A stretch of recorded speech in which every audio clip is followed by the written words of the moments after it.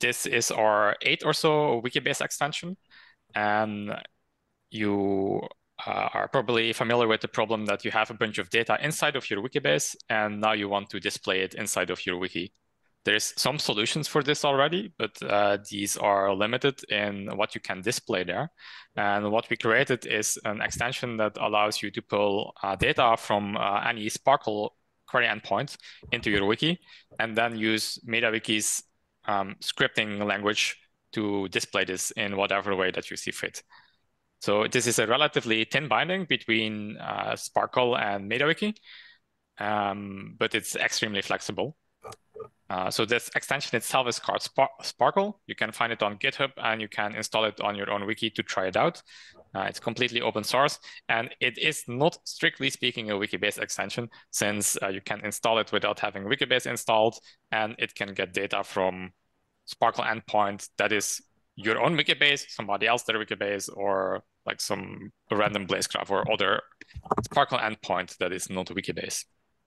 Mm-hmm. So for the demo here, here we have a Blazecraft endpoint locally, and here I put a SPARQL query in, and if we execute this, we're getting these 3 results here. Now, what this extension can do is it allows you to get these same 3 results inside of your wiki by placing the same SPARQL query in there. And in this particular example, a table is being built with the results, but you can also do other things. Like, for instance, something very simple is just getting the very first value here. And that's what this page does. And if we look at the source, we have our same SPARQL query. And then this extension is adding a Lua binding to MediaWiki. And so this gets a little bit more technical now, the explanation. But it's basically using MediaWiki's standard way of dealing with Lua, which means this is a Lua module called first value, and then we're calling show first value on this thing. And both of these things we defined ourselves in the wiki. So the first value Lua module is on the module first value page. And then if we look here, we have our show first value method. And the thing that's provided by the extension is this SPARQL definition.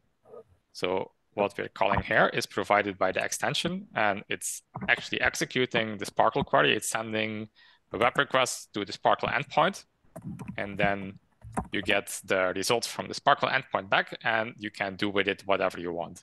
And in this toy example where we're just displaying the first value, well, we're first checking is the thing null, and afterwards we're getting from the results the very first value. And there's no special API in play here. We're using the same result structure as Blazecraft, so it's a really thin binding. You can use all the Blazecraft documentation.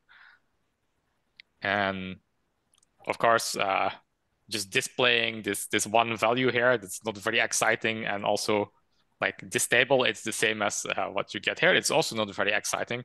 But since you have full control over what you can do, you can, for instance, combine the title and the work, which is one of the restrictions with existing solutions that motivated this to create this new extension. And you can also create visualizations. For instance, here, this is not actually connected to the SPARQL endpoint. It's using some demo data, but this is an example of a bar visualization that is created, again, via Lua module. So that concludes the overview of what this extension can do. If you have more questions after this call, you can find contact information on professional.wiki. And you can also find information on this page about our other 7 Wikibase extensions. So that concludes the presentation, and I will be happy to answer questions if there are any. This is so cool, first of all. I've been hearing about people wishing that this was a lot more easy since the first month of joining, and it's a really elegant solution, kind of like living in the native ways that MediaWiki navigates these spaces. So just first off, kudos and thank you. Two questions. One is kind of about performance, because I know that kind of speaking to SPARQL can be costly in that way, and I'm wondering how this kind of how performant this is in your experience. It seemed very fast, but I noticed you're also on localhost, so I'm not sure about that element. And then also, I was wondering if you would consider renaming it to something a little bit more verbose, because I can imagine that new users looking for extensions are not going to know the exact context of this, and SPARQL is such a generic name and tool, like kind of world of tools and query language within the space, that I think a name that's as generic as this might kind of have people struggling to find an entry point to understand what it is when they didn't come to it, get it confused with other things that also provide SPARQL functionality in this ecosystem. So yeah, thoughts?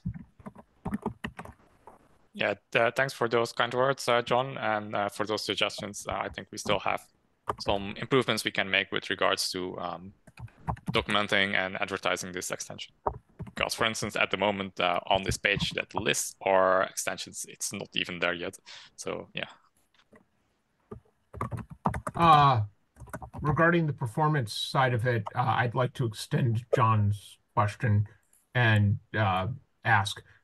So I follow that you're putting the SPARQL queries in the Wikibase and rendering out the results. That's great. Actually, I see a couple of use cases in our world for that. And thus, my interest is it actually going and actively calling the SPARQL backend on every page render? Or is it doing it once, caching the result? Does it have a cache timeout? What's the mechanism by which that operates? All right. So we kept the extension as simple as possible for now, which means we are leveraging MediaWiki's caching mechanisms. So MediaWiki has a page cache, which you can disable. So it's basically up to you as a wiki administrator, or do you want the results to be completely live, or do you want them cached? It's up to you. We could add an additional caching layer in there. I'm not sure if that makes sense or not. Yeah. Okay, that answers where I was going with this. So the existing caching layer is what you're utilizing, and thus you're using the existing MediaWiki caching system, whatever its policies are, applied to the rendered results of that page. Yes, that's correct. Thank you.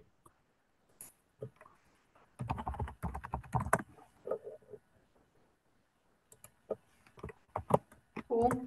I have a quick question. So if users want to visualize things in more exciting ways, say a map, do they need like another extension to be added? Or what's the no, so process? that's part of the design philosophy of this extension. Like out of the box, you don't get these visualizations. That's the downside. But on the upside, you can create the visualizations yourself. This was created in like 10 minutes or so by me Googling what's a good charting library to use, getting the JavaScript file or finding out where it's hosted, and just building some HTML with the Lua. So you could use this to, say, use Google Maps or Leaflet or something like that, and visualize your Wikibase data on there.